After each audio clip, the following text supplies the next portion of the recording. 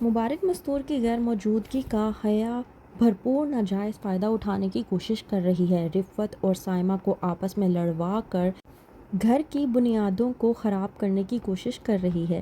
ڈرامے کے next episode میں آپ لوگ دیکھیں گے کہ رفت وہی سب کچھ کرتی ہے جو حیا رفت کو کہنے کے لیے کرتی ہے، جبکہ رفت ایک بار بھی نہیں سوچتی کہ حیا جو کچھ بھی اسے کہنے کے لیے کر رہی ہے اگر وہ کرے گی تو اس سے گھر کا جو بھی نظام ہے وہ درست بھی رہے گا یا نہیں۔ رفت جس کا کہنا یہ ہے کہ سائمہ کی وجہ سے میرے گھر کا نظام خراب ہو رہا ہے، جس کی بنیاد پر وہ حیا کے مشورے کے مطابق سائمہ کے گھر والوں کو بلوانے کا کہتی ہے۔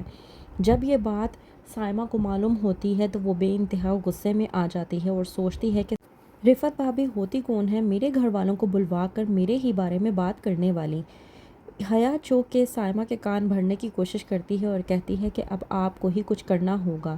ظاہر سی بات ہے رفت بھابی تو اپنے آپ کو مبارک مستور سمجھنا شروع ہو چکی ہیں، لیکن ہم لوگوں کو اپنی عزت خود بنا کر رکھنی ہوگی۔ آپ جائیں اور جا کر رفت بھابی کے سامنے ڈٹ کے کھڑی ہو جائیں اور ان سے پوچھیں کہ ان کا مقصد کیا ہے آپ کے گھر والوں کو بلوانے کا۔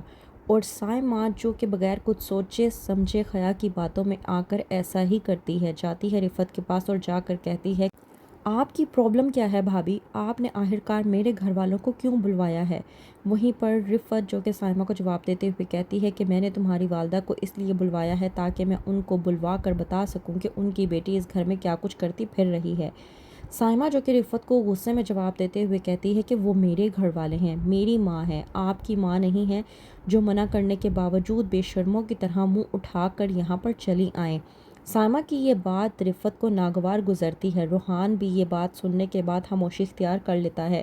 وہیں پر موجود آفاق بھی اس بات کو برداشت نہیں کر پاتا اور وہ زرار کو بلوا کر کہتا ہے کہ اپنی بیوی کو لگام دو تو ہی تمہارے لیے بہتر ہوگا، کیونکہ تمہاری بیوی ہم لوگوں کے لیے عذاب بنتی جا رہی ہے۔ زرار جو کہ ایک طرف سائمہ کو دیکھتا ہے اور دوسری طرف اپنے بڑے بھائی کو جاتا ہے جب وہ کمرے میں، تو وہیں پر سائمہ بھڑکنا شروع ہو جاتی ہے اور کہتی ہے کہ تمہارے گھر والوں نے میرے آگے میری دو کوڑی کی عزت نہیں رکھی۔ اس بات پر زرار بھڑکتا ہے اور کہتا ہے کہ تم چاہتی کیا ہو کہ اگر بھابی نے تمہارے منہ پر تھپڑ دے مارا ہے تو بدلے میں تم بھی ان کے منہ پر تھپڑ مارو گی؟ وہ تمہاری بڑی ہیں، اگر انہوں نے تمہارے منہ پر تھپڑ مار بھی دیا ہے تو اس کا اتنا بڑا تماشا کرنے کی ضرورت نہیں ہے۔ میں نے تم سے کہا تھا کہ اس بات کا فیصلہ ہو، لیکن کم از کم امی جان کو تو تم آ لینے دو، تم تو اتنا بھی صبر نہیں کر رہی۔ سائمہ اس بات پر بھڑکتی ہے اور کہتی ہے کہ زخم ابھی لگے ہیں، تم مرہم ابھی لگانے کی بجائے میرے زخموں پر نمک چھڑکنے کی بات کر رہے ہو، تم یہ ٹھیک نہیں کر رہے۔ وہیں پر دوسری طرف حیا سائمہ کو بھڑکانے کی کوشش کرتی ہے اور کہتی ہے کہ مجھے تو تھا کہ زرار بھائی آپ سے بے انتہا محبت کرتے ہیں اور اتنی ہی عزت بھی کرتے ہیں، لیکن میں اس بات سے حیران ہوں کہ زرار بھائی نے آپ کی بالکل بھی عزت نہیں کی۔ بھابی ایسی محبت کا کیا فائدہ جہاں پہ عزت کا نام و نشان ہی نہ ہو، کیونکہ عزت ہو تو ہی محبت ہوتی ہے، ورنہ ایسی محبت کا کوئی فائدہ نہیں ہوتا۔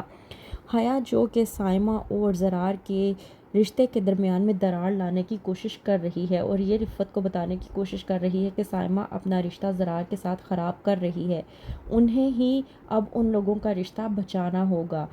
اب کون سی پلاننگ رفت کے کان میں بھرے گی حیا، اور کس طرح سے زرار اور سائمہ کو ایک دوسرے کے مخالف کر کے ان کا رشتہ خراب کرنے کی کوشش کرے گی؟ کیا ہوگا، کون سی اگلی چال ہوگی نئی حیا کی، جاننے کے لیے دیکھتے رہیے ڈرامہ سیریل حیا۔